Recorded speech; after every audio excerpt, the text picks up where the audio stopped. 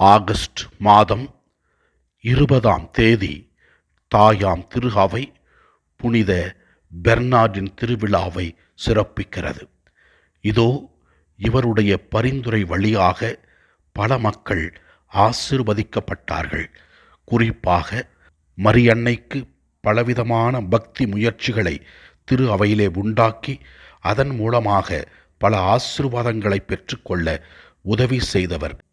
இந்த நாளிலே புனித பெர்னார்டின் பரிந்துரை வழியாக நாம் அனைவரும் ஆசீர்வதிக்கப்பட வேண்டும் என்று ஜெபிப்போம்.